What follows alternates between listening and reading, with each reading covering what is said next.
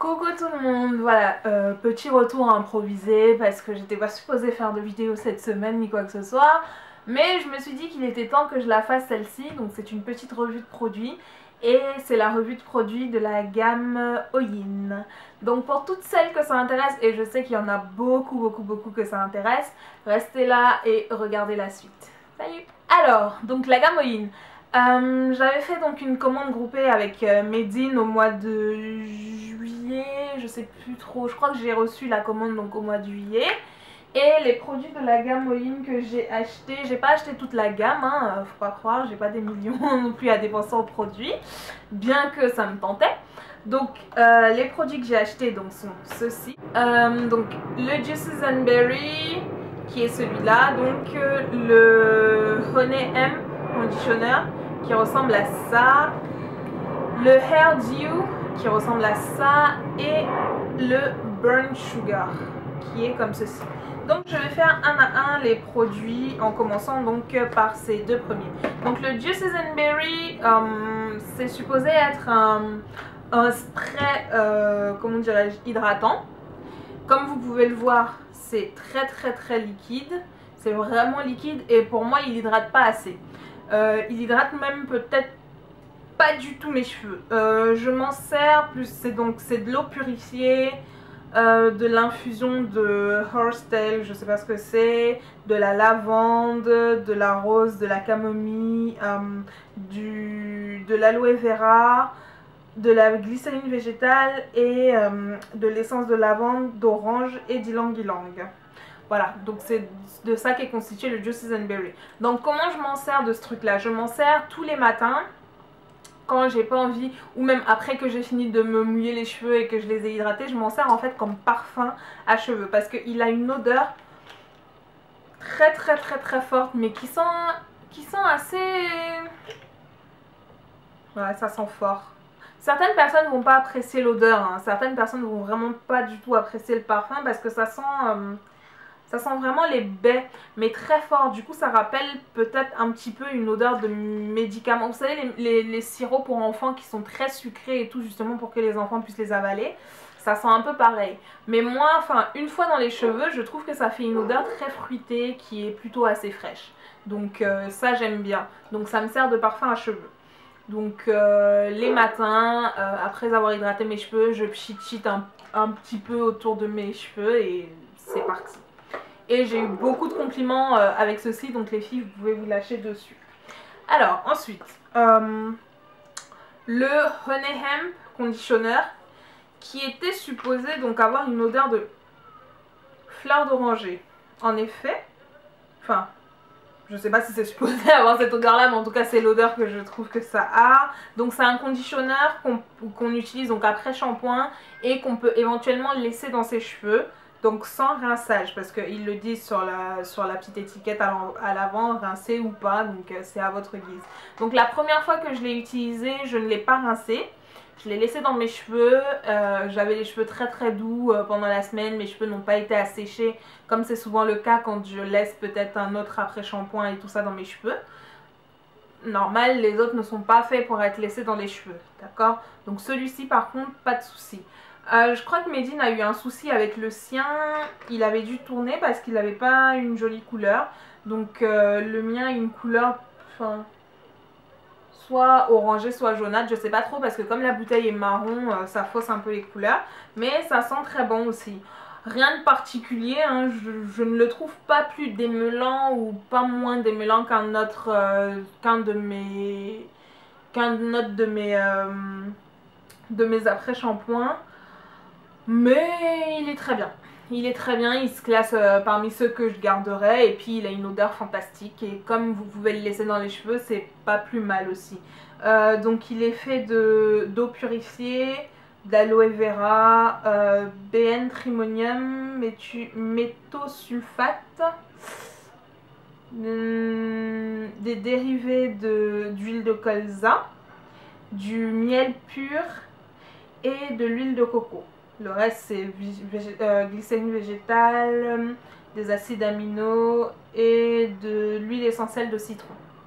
Voilà.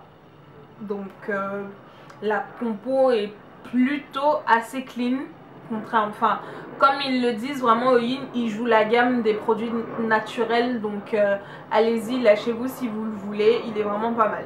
Okay. Je vais continuer donc avec le Hair Dew qui est celui-ci, et je sais pas si vous pouvez voir la différence, mais il est à peu près là. Ça veut dire que j'ai déjà utilisé quasiment la moitié de la bouteille. Alors le Hair Dew, je l'adore.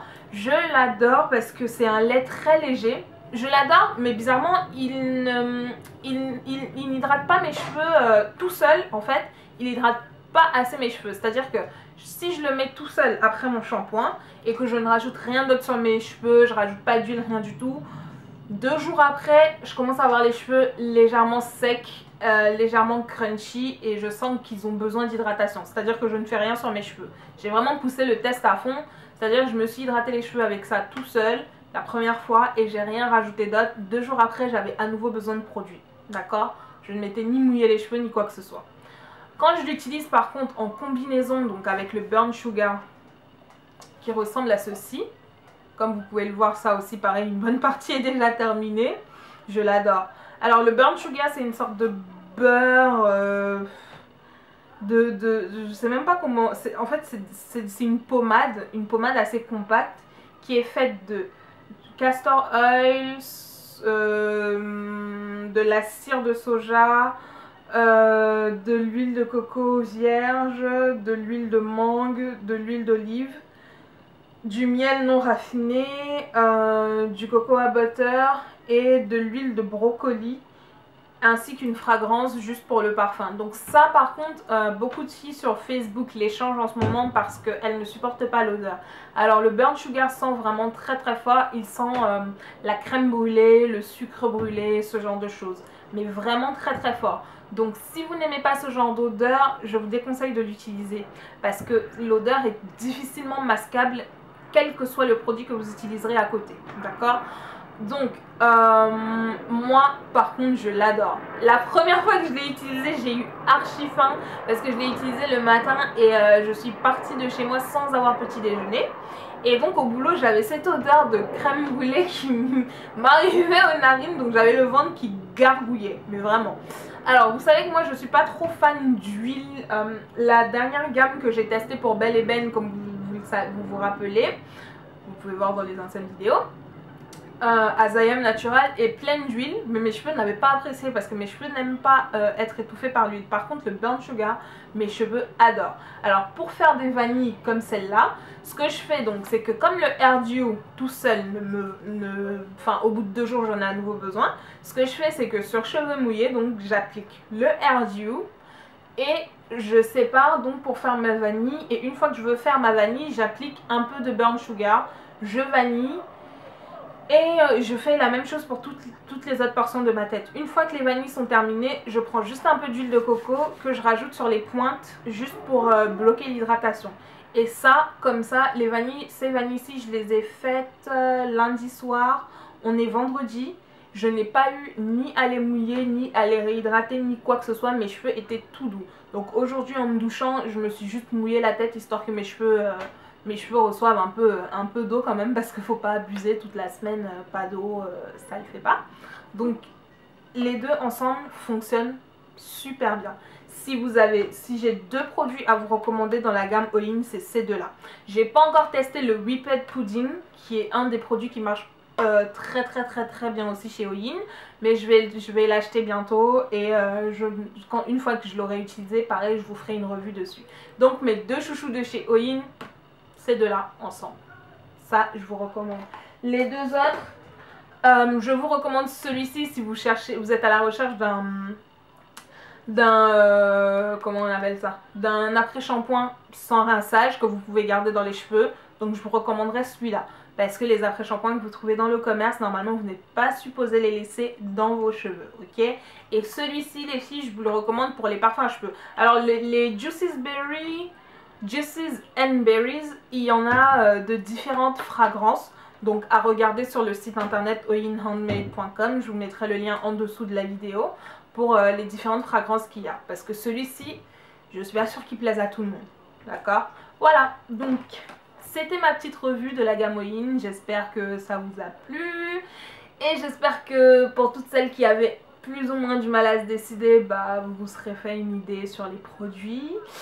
N'hésitez pas à me laisser vos commentaires, abonnez-vous, partagez les vidéos avec vos amis. Cliquez sur j'aime ou je n'aime pas, ça me permet de savoir ce qui vous plaît, ce qui ne vous plaît pas. Et laissez-moi vos suggestions aussi. Voilà, je vous fais de gros bisous et passez tous une bonne fin de soirée. Salut!